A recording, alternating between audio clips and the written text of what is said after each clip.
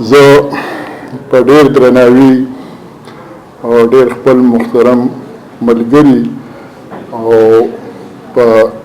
علامه اقبال اوپن پوهنتون د پاکستانی ژبو د شعبې چیرمن او سپېڅلی شاعر ادیب محقق او نقاد پروفیسر ډاکټر عبدالله جان عابد صاحب ته بلنه ورکوم چې راشي او د کلندر مومند صاحب په ژوند فن شخصیت او د هغوی په کار او زیار ډېره مننه. خبره دا ده چې زه خو د ګلبن په شان او د اعجاز صاحب په شان په هغه په خوږ انداز کې په کم انداز کې چې دي د هغه دواړو شخصیتونو پیر ګوهر صاحب او ایوب صابر صاحب په ژوند او فن باندې په کم انداز کې خبرې وکړي او شفق صاحب بخښنه غواړم او شفق صاحب نو هغه څه زه نشم کولی. بل دا دی چې ما د دې په هغه باندې مقالې لیکلې وه خو ما به دې سوچ وکړو چې یو خو په وخت هم ډېر لګي دا ما پرېښوه او بل دا ده که مقاله نه که کتاب او کتابونه مو لوستي شي خو دا دومره لوی شخصیات دي که قلندر صاحب دی که ایوب صابر صاحب دی که پیر ګوهر صاحب دی او که راهي صاحب دی حق نشي ادا کېدی. بس یو یادونه ده موږ راغونډ شوي یو ژوندي قامونه هغې چې خپله تلان او خپل مشاهیر یاد کړي نو زما خیال دی چې او بل دا ده ما اوس ناست هم دا سوچ مې هم کولو چې یاره موږ زه ودرېږم او په قلندر صاحب باندې خبره کومه نو هغه کومه خبره وي چې هغه زه په باره کې نوې وکړم او هغه ټول د قلم او د کتاب او د هغه خاوندان دي د ادب لوستي خلک دي دې سره قلم او کتاب سره وابسته خلک دي. یو خو دا ته چې ما سره هېڅ داسې نوې خبرې نشته یا داسې خبره ما سره نشته چې هغه ما ته پته وي تاسو ته پته نه وي د قلندر صاحب باره کې. بخښنه غواړم چې خیرالبیان خو ستاسو موضوع وګڼئ هغې په حواله که تاسو مطلب دا دوی چې کوم قلندر صاحب تنقیدي زما خیال دا دی چې یاره دا د ټریبیوټ دغه دی او څنګه چې تاسو لومبې د هغې د ژوند خاکه وړاندې که او دوی وړاندې که داسې به زم بس په دغه کې ویل که فن به یو څو خبرې وکړم خیر دی. قلندر صاحب څنګه چې ما تاسو ته ووایي ظاهره ده یو عام نوم نه دی هغه یو دور دی یو تحریک دی. پیدایش چې کوم او لږ پوینټس کې درته وایم 1 سپتمبر 1913 بایزید خیل باړه په انګریزي ادبیاتو کې د پېښور یونیورسټۍ نه MA کړی وه ماسټر کړی و په 1958 کې او په 1973 کې LLB کړی وه. کوم ملازمتونه چې کړي وو دا د ژوند خاکه ده ډېره مختصر ده بیا زه په فن هم ډېره مختصر خبره کوم چې یو پوره هغه ملازمت چې کوم کړی و لومبی د زراعت په محکمه کې کړی و ورپسې په AG آفس کې ملازمت کړی و ورپسې په ګورنمنټ کالج پېښور کې بیا لیکچررشپ هغوی ته میلاو شوي و لیکچرر شوي و او بیا نه پس چې کوم دی نو دا تدریس دا سلسله چې کومه وه دا چې به مخ په وړاندې تله نو په لا کالج کې بیا عبدالعلي خان صاحب په وساطت سره هلته کې بیا اسوسییټ پروفیسره پورې او پرنسپل درجې پورې رسېدلي دا خو د هغې یا تدریسي او اخیري بیا چې کوم وابستګي وه په 1983 کې نو هغه ډکشنري پروجیکټ چې کوم پښتو ډکشنري پروجیکټ د هغې ډایرکټر و. دا هغه ټول یو ډېر اختصار سره تدریسي سفر او ملازمتي سفر په دې چې ډېر هغه جزئیاتو کې نه ځو او هغه غټو څیزونو غټ چې د هغه کوم پښتو ادب ته بخښنې دي هغوی کنټریبیوشن دی ظاهره ډېر څیزونه پکې پاتې کېږي شخصیت ما تاسو ته اول نه و تاسو خپل هم پوهیږئ په دې باندې ډېر همګیر شخصیت دی ډېر خور شخصیت دی. د ټولو نه په سر کې چې موږ ګورو په 1951 کې د ولسي ادبي جرګې قیام دی. ولسي ادبي جرګه چې په هغې کې زموږ مشران کاکاجي اجمل خټک صاحب صنوبر حسین کاکاجي حمزه بابا کامل صاحب ورسره قلندر مومند صاحب په دغې بنیاد ګزارو کې او دغسې زموږ نور مشران چې کوم دي ولسی ادبي جرګه ظاهره ده د هغې د اهمیت او د هغې د کارونو د هغې نه تاسو واقف یې چې پښتو ادب ته که په صحیح معنو کې تنقیدي شعور مجلسي تنقید او بیا د اصنافو په حواله او بیا هغه تراخل کو ترکیب پوره ضابطه ده نو دا هغه بنیادی کار چې کوم پړومبي سر کې مونږه ګورو قلندر صاحب التکشتا دینه پس بیا مونږ چې ګورو صحافت دنیا کې 1958 کې د ماهنامه لاري ایډیټر دی په 1900 یو کم شپیتم کې د بانی حرم ایډیټر دی صحافت دنیا کې سیاست په حواله سره هم تاسو خبر یې د خدای خدمتګار تحریک یو کلک او مضبوط مرګري د باچا خان په دغه حواله باندې د 1900 نه 2000 پورې دی په شاه قلعه لاهور کې نوخار کې ملتان کې مچ کې باولپور کې دی قیدم پاتې شوی او د قید هغه شعر هم ډېر مشهور شعر دی او تاسو ته معلوم دی د دې دوه کاله قید نه پس شری ته کوم رهایی ملو شو نه پس دی بیا انجام اخبار سره منسلک شو دا غي د کالم نگاری او په هغه وخت کې دا هغه صحافتي سرګرمه عام تاسو ته معلوم دي کله چې ما د ولسی د ادبي جرګې د قیام ذکر وکړو دا غي دا ګلیکسي ما ذکر وکړو چې څومره لوی شخصیتونو دا غي تاریخ هم لیکل شوی دی زبیر اسلط لیکل دی کله چې دا غي سرګرمه ډیم شوی او تقریبا ختم شوی نو په 1952 کې بیا غوی د ساحو لیکونکو مرکه بنیاد کې خود او د وفات پورې او تر اوسه پورې چې کوم دی دا غي سلسله د شاعرانو او ادیبانو او غروزن او پالنه غي په جون باندې دا یو فزان لازم ګڼل او چې ګڼل کډیر لوی دغه بنو وجن او غي به اجلاس کم دینو هغه غونډه ته تک به هغه نه خطا کولو او پاغي کې ظاهره د بیا شفق صاحب دی دادی ناشتي او دا نور یقینا چې څوک بوي داسي چې دا اجلاسونو غو مزاجي لیدلی او دا غاغه د تنقید غاندازي لیدلی بلکې شفق صاحب ورځوي چې یاره وی چې موږ په تنقیدي مزاج باندې څوک نه پینو هغه د ناراضي داسي بهرحال دا غي خپل مزاج قانون له سوا شپږ دیر نور له سوا دریش پیتم کې نظمیات د ارسطو دا نظمیات په نوم د ارسطو د پویټکس ترجمه دي ترجمه نه ده بلکې دا یو قسم لا تشریحات دي او په تفسیره ده او سره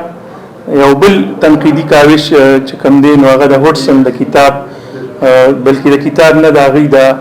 کتاب د یو باب تلخیص او ترجمه ده اوس دې کې چې مونږ ګورو نو پړومبي ځل قلندر صاحب هغه شخصیت دی چې پښتو ته د نظری تنقید اوس کې شامل دي جی د نظری تنقید مباحث پړومبي ځل ټیک تر دې نه مخکې د تاسو کو دا وایي چې نظمیات نه د اسرائیل سے ترجمه کړي و بالکل اکیډمي چاپ کړي و خو په دې انداز هغه تشریحات او خاص کر بیا ان انټروډکشن ټو د سټڈی اف لټریچر هوټسن دا سيزونه پړومبي ځل متعارف کول دا مباحث په پښتو کې کزه دا وایم چې تر دغه وخت پورې مشران ناس دی غي بزیات په دې خبره باندې اجازه خو زما خپل چې کوم انالیسس دی او کوم رائے ده تر دغه وخت پورې په پښتو کې تنقید داسې چې جوابي تنقید لکه څنګه چې ټپه بچاو کو چې جوابي ټپه کولاغه دا ویلی او ما دا داسې دې ځکه پرنسپل زل تراغه دا هغه یو مقام دی یو پوینټ دی چې قلندر صاحب په ذریعہ باندې په هغه وخت یو بل کس ذکر ډیر ضروری دی رسا صاحب د رسا صاحب هغه ادبي تنقید غالبا نوم دی هغه ادبي تنقید چې کوم دی هغه په دې رنګ او انداز نه دی او نه هغه سفیادي پریکټیکل هغه راځي په خلکو لکه دی چې دا تنقید کوم اصول او کوم ضابطې چې په کې بغیر جانبداري پای کې بداوی هغه کوم ټول انټرنیشنل پرنسپل چې کوم دي بیا ډیره د مزي خبره دا د تنقید په حواله چې د دې دوه غټې داري دي یو د چې ذکر کومه مغربي تنقید دی یو مشرقي تنقید دی په مشرقي تنقید کې تعالی دا ضروری ده چې تعالی د عربي درځي تعالی د فارسی درځي او تعالی د په مشرقي علوم باندې واقع دی نو که تاسو د قلندر صاحب شخصیت ته وګورئ نو په هغه کې دا ټول سيزونه مجتمع دي ما چې څنګه ذکر وکړو چې د انګریزي ادبیات استادو نو هغه د هغه سيزونه واقف وو هغه دا دوه سيزه چې تاسو ته ما یاد کړو دا هغه ترجمه هم کړی دي دا هغه تشریحات هم کړی دي دا هغه توضیحات هم کړی دي دا هغه وضاحتونه هم کړی دي او قبل طرف ته موږ ګورو تاسو ټول په خبره ده فارسی او عربی او مشرقي علوم ډېر لوی عالم او بیا دغه ولسی ادبي جرګې اجلاسونه و پسې دغه تسلسل چې تاسو ته مو دا مرکه او هغه سیز هغه ترانسفر کو هغه منتقل کو خپل مسرتم خپل کو شرانتم او د په نتیجه کې پښتو تنقید کې کوم نوې رجحانات کوم نوې میلانات کوم نوې امکانات دي نو په هغه کې زیاته برخه کوم د زما خپل خیال دادي چې هغه قلندر مومن صاحب خبرې کې زیاتې وګړي ما ته بس دا یو طرف شو دوم فکر دا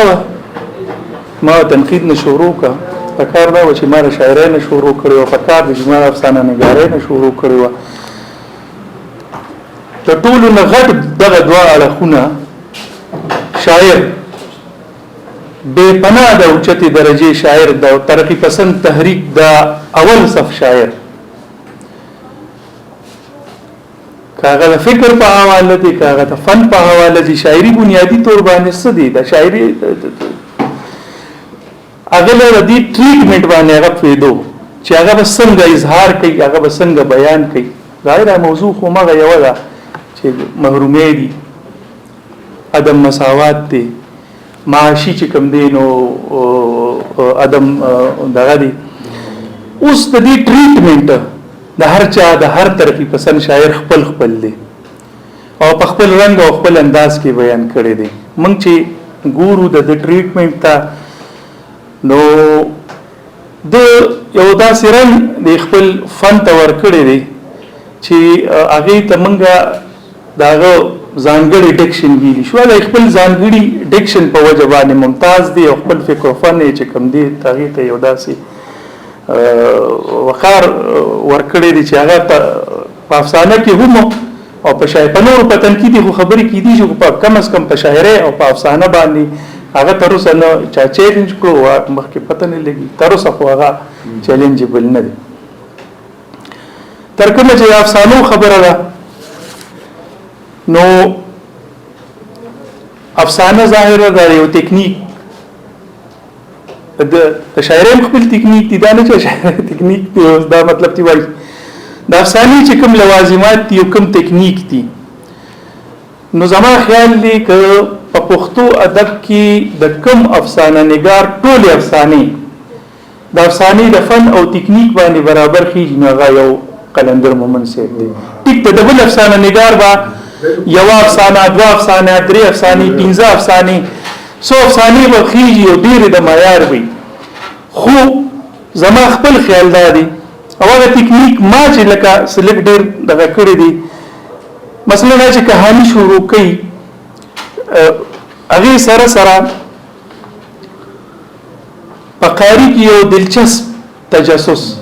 او هغه تجسس چې کوم دی هغه مخکې وځي خو دې چې کله کہانی شروع کړي تاسو ما ټولې لوستي دي بار بار مې لوستي دي کله چې دې د قصې آغاز کړي نو هغه داسې آغاز وي چې لوستونکي چې کوم دی هغه ځان تراکاږي دغه ځای نه دی وسره شي یا کله قصه چې په مخ کې زی او کلایمکس سره سیم دغه پوری دی وسره او چې کله د کلایمکس نه پس نور مدارج راځي او انجام ته ځي نو بیا قلندر صاحب ني بیا قلندر صاحب قاری دغه څه حیران او چې شون لیکلي دا ټیکنیک کې دي چې زما مطالعه دغه تاسو تخپل نو دغه کردار نگاری موږ چې کله د افسانې د قلندر صاحب لولو نو تاسو ظاهره د چې چا لوستي دی هغې ته د دې خبرې او د دې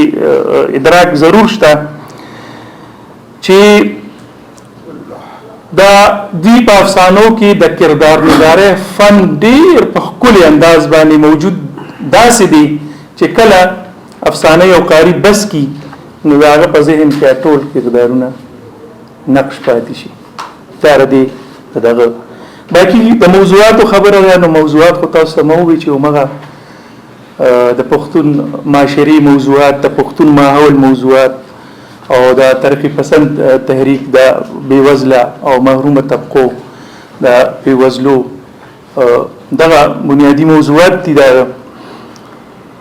د افسانو باندې ما خبر کولی ما د دې سره د دې کې یو پوینټ هغه شي طاهر افریدي صاحب لیکلي دي چې په 1954 کې چې پښتو افسانه کوم مقام ته قلندر صاحب رسول ده نو په هغه مقام باندې ولاړ دا طاهر افریدي صاحب راځي ما په شاعرۍ خبره کوله او هغه کې کومه دا شاعرۍ رنگ ته وګورو نو قدیم رنگ هم پکشته دي جدید رنگ مقصدیت او رومانیت منګه اکثر داسې لیدلې دي چې مقصدی شاعران بعض شاعر صرف مقصدی شاعري بعض شاعر صرف چې کم دي نو رومانوي شاعري منګه پړومبي ځل چې ګورو درې رنگونه زما خپل خیال دی چې درې رنگونه کلاسیکی رنگ رومانویت او انقلاب دا درې واړه رنگونه چې کوم دي نو یو ځای هغه د امتزاج په ډیرو ځایونو کې دی په شاعرۍ کې اپا نظر راځي یو دریم کو سلورم کو سره ما خیال دی کوم یو ځای کو زیاته بده بني ولسی رنگ تاسو کو ګورئ لکه گجری نو گجری کې 4 بیت مشته دي سباون کې بیا دې نه پس یو بل شعري مجموعه راغله ده رڼایي اوس هغه د نه چې هغه راغی نه پس ته شاعري ده هغه هم دا سباون ده ایت شاعري پکې ده پدې کې او پاغي کې زما خپل خیال دی چې دې کې زه تنقید نکوم په دې شاعرۍ کې د خارجیت مخې نښانې زیات واضح دي په نسبت د سباون کې داخلیت او دغه ډیر زیات هغه دغه په شاعرۍ دي شاعرۍ کې دا ماته چې کوم فرق دی هغه دغه ښکاري باقي خو ما تاسو ته غي په دغه باندې انداز باندې خبر او کا د غزل مزاج شناستي موزون ترکیبونه مناسب الفاظ او هغه الفاظ چې دغه استعمال دغه طریقه غي لورتله فصاحت او بلاغت او د جذبات په موثره او فطري انداز کې ترجمانی مزاحمتي رنگ صوري او صوتي دوار لحاظ سره دا ټریټمنټ هغه ورتلو شي هغه څنګه زو کما او په دې وجبانی زمونږ د اثر تقریبا ټولو زمونږ مشرانو زمونږ نقادانو د هغې شاعري چې په قبول کړي دا یا د هغې افسانې چې قبول کړي دي نو هغې کې غټ وجوهات چې کوم دي دغه دي اوږدې شو خبره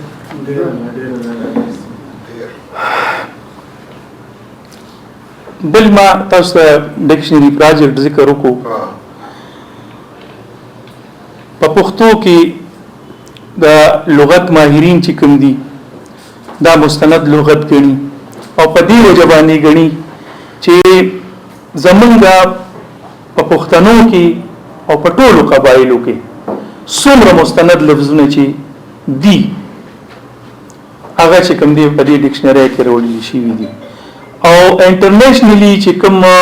د لیکسیکوګرافي اصول دي د لغت نویسۍ کوم اصول دي هغه په دې لغت کې فالو کړی شوی دی تقویم څه وایي چې را روان نسلونه به د دې دا کارنامه ټول عمر یاد ساتي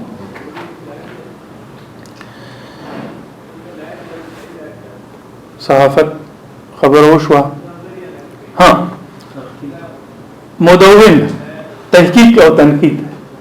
مدون من یو لفظ استعمالو رشید حسن خان ډیر لوی د انډیا عالم دی او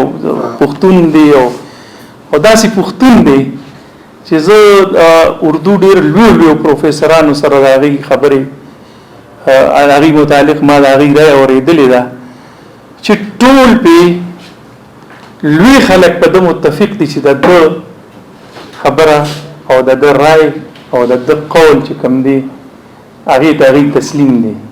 مثلا پښتون دی رشید حسن خان او چې تحقیق او تدوین دا دو مختلف عملونه دي بیا تحقیق په نسبت هغه تدوین ته زیات اهمیت ورکوي په دې وجه چې هغه تدوین هغه شی چې ته یو کس چې کوم دی او رحمان بابا دیوان دی دا قلمي نسخه ده اوس عبد الله جان عبد وتکینی هغه به یو شان را نقل کوي ځکه چې هغه نه فارسی ورزي او نه عربي ورزي او نه هغه نور علوم نه واقف دي او نه هغه د هغه په لهجه چې کومه د رحمان بابا د هغه لهجه سره هغه واقفیت لري نه د هغه دور جبي سره هغه واقفیت لري نو هغه به یو شان کوي خو قلندر صاحب او کامل صاحب تدوین کوي نو د هغه رنگ او انداز به بل شان بنیادی طور باندې څومره چې په ټیکسټ باندې وخت تیریږي څومره چې په متن باندې وخت تیریږي تاسو وګورئ په خپل ژوند وګورئ چې موږ ماشومان د جبه یو انداز او چې موږ دی وخت راځي جبه کې فرق راغو یا چې 15 کیلومتر مخکې لاړ شي نو جبه کې فرق راځي بیا وخت تیریدو سره او 300 کال چې په یو متن باندې تیر شي ډیر لفظونه داسي چې په هغه وخت کې رواج لري او د وخت تیریدو سره چې کوم دی هغه لفظونه چې کوم دی متروک شي دی یو تدوین د رحمان بابا کلیات رحمان هغه کامل سب سره شریک دی درې تدوین د دې ځان لري د محمدي صاحب زاده دیوان دی په ډومبي ځلې د باز یاد کړی دی د ابو القاسم دیوان دی او دریم چې کوم دی تدوین چې هغه خیر البیان تنقیدی مطالعه ده اوس دی کی چې چونکه زما په تدوینی متن باندې پی ایچ ډی ده ځکه زه په دې باندې لیک په وثوق سره خبره په دې کوم دي کې اوس خبرې داري چې که صرف مونږ یو مثال واخلو د خیر البیان نو زما خپل خیال داري چې انسان دې دا خبره چې بعض ځای کې د دې دلیل په کم از کم په تدوینی متن کې کمزوري شوی دی لکه مثال په تور باندې خیر البیان چې دی اډیټ کړی دی مقدمه په لیکلې ده نو اغي لوب لباب دی دا روح کې دی مختصر دا دومره مقدمه چې کم دا د دومره وګت باس چې کم دی بخنه غواړم ما نه باس او زه را ختمه ما ها ټول به نظر افسانه ها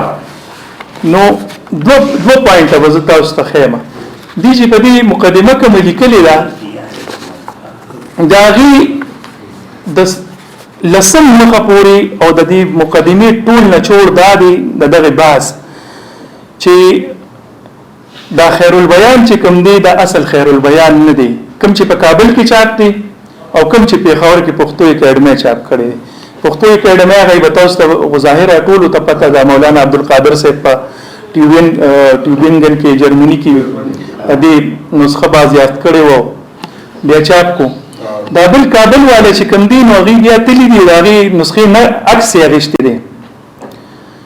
او هغه عکس چاپ کړی دی وسره لغت نامم چاپ کړی دی وسره مقدمه چاپ کړی دی هو به چې څنګه خیر البیان لیکل شوی دی په کوم قلمي نسخه کې هغه او مغه چاپ کړی دا دې چې ذکر کوي قلندر مومن صاحب دی وی چې د پیښور او کابل چاپ نسخه اصل خیر البیان نه دی بلکې دا غي تفسیر دی اوس ولی تفسیر دی ذکر تفسیر دی وی ذکر چې په اصل خیر البیان کې د قران کریم آیاتونه حدیثونه او د اولیاء او اقوال نو قلندر صاحب چې د خیر البیان تنقیدی مطالعه کې دا خیر البیان کوم متن شامل کړی دي ان راټول وکړي د قران آیاتونه انتیوخ کړي احادیث انتیوخ کړي او د اولیاء اقوال چې کوم دی هغه انتیوخ کړي یا وی چې دا د ټیکسټ څخه نه و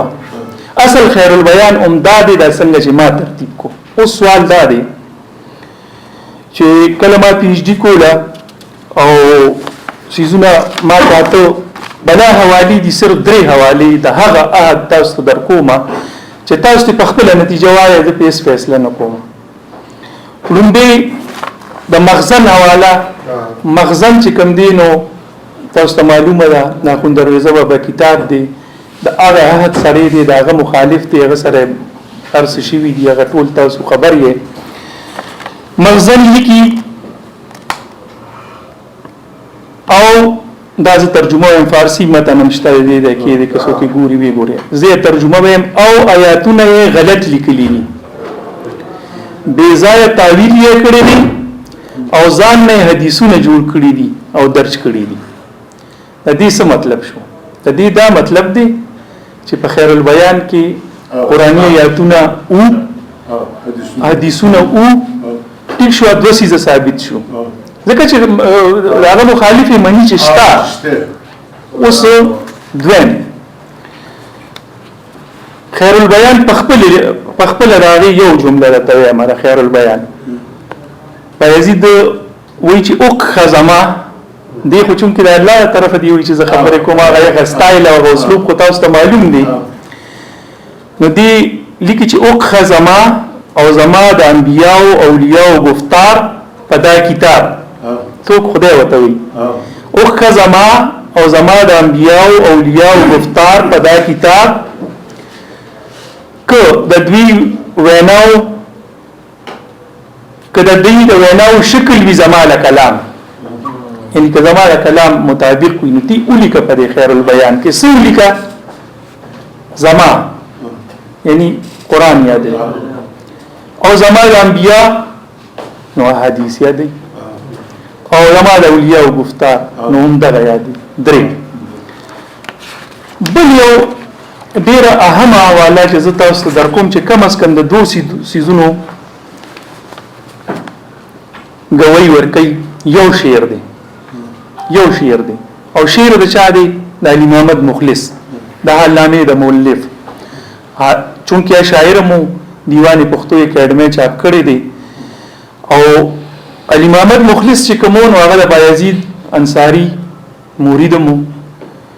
داغه د مسلک سره داغه د تحریک او داغه د ټول حالات په علامه کې تاریخ کې محفوظ کړی دی علي محمد مخلص محفوظ کړی دی دا یو شعر دی دا خیر البیان متعلق وی موافق دی لقرآن د حدیث اقوال دکان شو رنبه مصر دا موافق دی لقرآن اتاسو تیار سمانه لذی تشریح نکن د حدیث اقوال دکان شو سشی خیر البیان اوس خبره دارا یو بل پوینټ بیان کړم په بس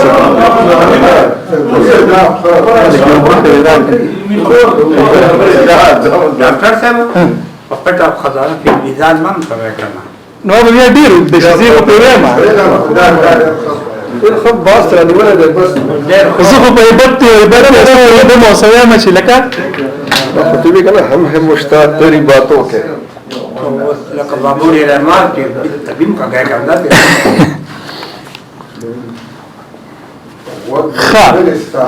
بل خجی بل یو دلیل چې دی په مقدمه کې راوړی دی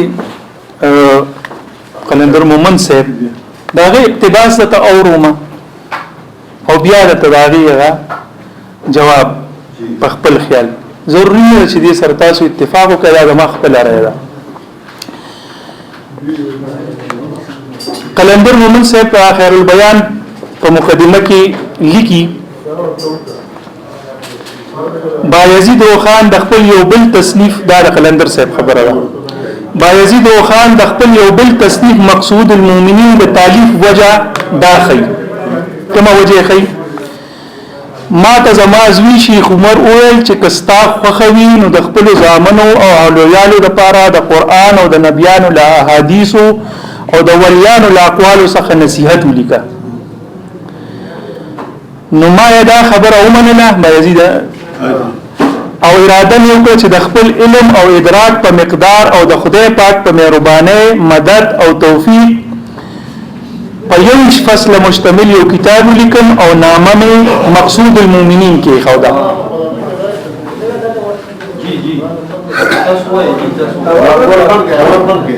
نامه مې مقصود المؤمنین کې خودا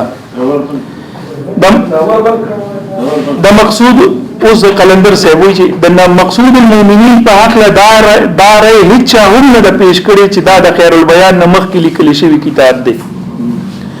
بلکې د مورخینو لیکونکو په دې کامل اتفاق دی چې خیر البیان اگاهو او مقصود المؤمنین ورپسې لیکل شوی کتاب دی او خبره ټیکم ده خو مخکې چې دې کوم توجیه بیانې یې تلک تاسو غور کړئ ښه چې خیر البیان اگاهو او مقصود المؤمنین ورپسې لیکل شوی دی نو بیا دی وي خپل خبر نو کده پیښور او د کابل د چاپی نسخه پر اختیا هغه خیر البیان دی چې پیر روخان لیکلو نو بیا خو د مقصود المؤمنین د لیکلو ضرورت نو ولې نو هغه وجم خي ځکه چې د قران کریم په آیاتونو او په حدیثو د اولیاء او په اقوال مشتمل د نصیحت کتاب خود دغه خیر البیان په شکل کې لاګاهونه موجودو لدین دا صفاح کاریږي دا ټول قلندر صاحب خبره ز کوم چې کله بن شي بیا تاسو ته چې اوس ختم شو لدین دا صفاح کاری او د بل دلیل ضرورت بالکل ختموي چې د اصل خیر البیان په متن کې د قران کریم آیاتونه احادیث او د اولیاء او اقوال نو او هر کله چې موجوده چاپی نسخو کې داشتا نو دا خیر البیان اصل خیر البیان نه دی لکه څنګه چې دې مضمون په اخر کې د شامل زمیمو الف ب او جیم نه بخکاره شي چې د خیر البیان او مقصود المؤمنین ترمنځ ډیر آیاتونه او احادیث مشترک دي دغه چې د کوم اولیاء ذکر چې په مقصود المؤمنین کې دي هغه کې رسولو پنځو اولیاء مقوله خیر البیان کې همشته او د مزي خبره دا ده چې سلور حواله خو خیر البیان کې کټ مټ او مغدي چې مقصود المؤمنین کې هم راغلي تاسو د دې لوبي لباب باندې پیښ وې د دې لوبي لباب داري دی وی چې دا خیر البیان کې نشته چې دی وی چې خیر البیان کې اقوال احادیث او قران او د نصیحت موضوع پاره کې ذکر نشي چې په دې کې بیان شوی دي او بل داري چې دا نصیحت په موضوع باندې دا کتاب رستی لیکل شوی دی د نصیحت په دغه موضوع باندې کتاب موجودو پاره کې ذکر نو پاره کې ذکر چې هغه ټول چیزونه چې پاره کې دي نو اکثر چیزونه په دې کې دي یعنی تکرار شوی دي احادیث هم پکې تکرار شوی دي قران آیاتونه هم پکې تکرار شوی او دا اولیاء مقولې هم پکې تکرار شوی دي اوس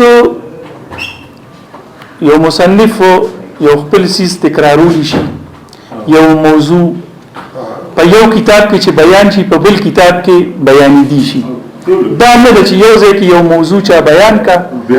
او بیا باندې کې مثالونه زه تاسو در کوم کډیر لري نزو زه تاسو له خوشحال بابا مثال در کوم چې زمونږ د ټولو ستر شخصیت هم دی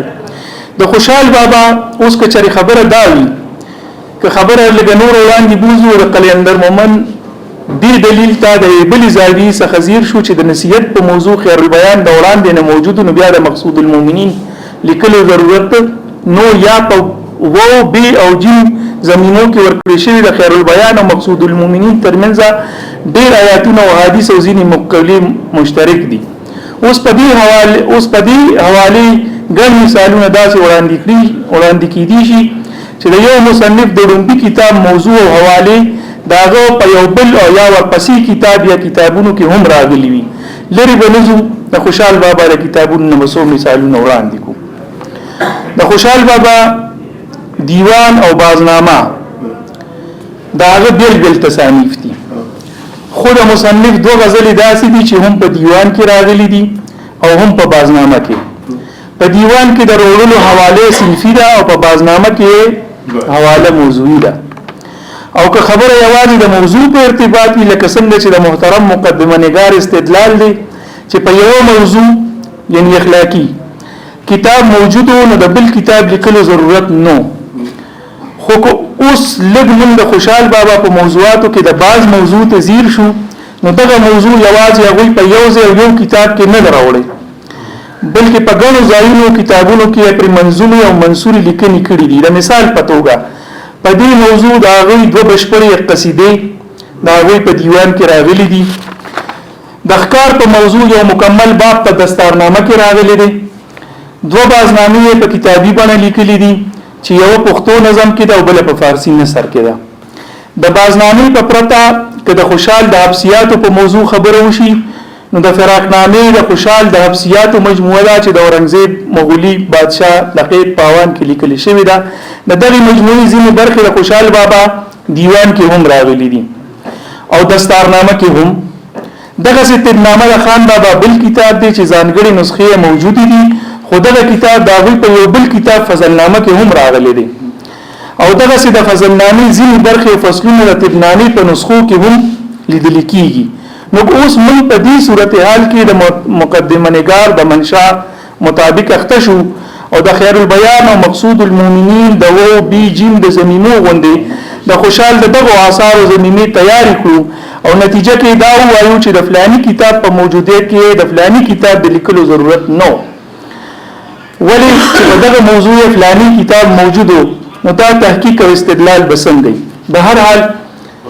دا هو زما خپل رايوه خبره دا ده چې په داسې خشکو موضوعاتو باندې چې خیر البیان شو یا پټه خزانه فی المیزان شو چې شل کاله پیغی لګولې دي د په من باندې احسان دی. دا د علم دوستی و چې دومره وخت دي چې زموږ ته ورکو سټیک د موږ باندې خلکو ته کې داسې څه په نظر راشي نو ټیک ده خبرم پکې دي شي خو هغه چې هغه کې کومه ډیټا جمع کړي دا کوم د دنیا حواله وروړي دي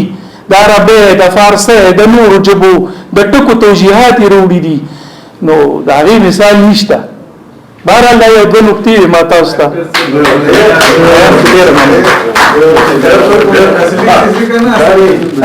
اصلي چې موجود دي کنه اصلي کې امندمنت وکړنه کې نو بیا نور ځای سپیږي. اوس اصلي خو ثابت شو اصلي نشته کنه اصلي نو بیا زه درس کوم چې نه اصلي زه ارز کوم په دې زه دوه خبرې کوم جی زه ارز کوم امندمنت نشته. امندمنت ځکه نشته دی چې تاسو تبا یقینا چې علم یو کني نو زه درته وایم چې په دنیا کې چې کله په یو نه په زیاتو ژبو کې کتابونه لیکل شوي دي نو دا غي روایت زمونږه صفات شوی دي. نو دې سوال دا دی خیر البیان په څلورو ژبو کې لیکل شوی کتاب دی ټیک شو. اوس تاسو څومره چې د یو نه زیاتو ژبو کې لیکل شوی کتابونه دی روایت وګورئ. زه دا صرف یو نقطه وایم چې په دغه تدوینی روایت کې ډېر کتابونه داسې شته لکه چې څنګه د خیر البیان د نسخه پښتو کلمه چاپ کړی ده یو کاتب دی هغه لیکي هغه کاتب د یوې ژبې دی فرض کا پښتون دی نو هغه بعد رومبې سو ژبې رومبې چې څنګه اصل کتاب دی هغه سره نقل کی باقي هغه خپل ژبه را نقل کوي. یو دا امکان کې دي یو خبره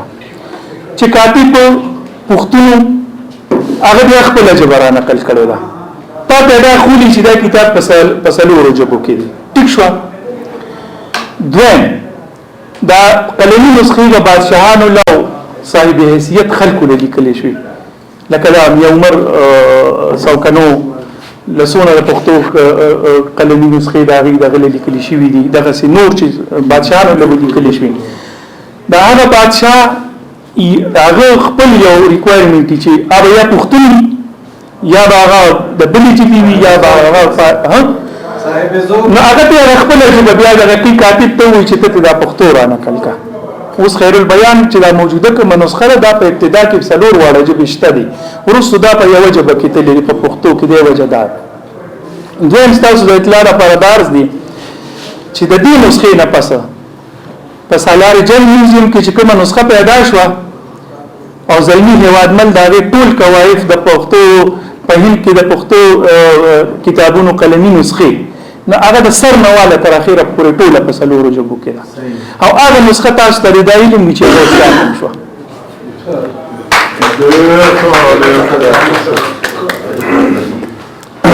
ډېر مننه ډاکټر صاحب الله دې راته سلامت ژوندې په سټه روغ لره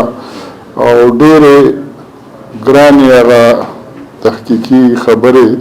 ډېره په اسانه کې دې مونږ ته ویې دي مونږ دې پرې پوه کړو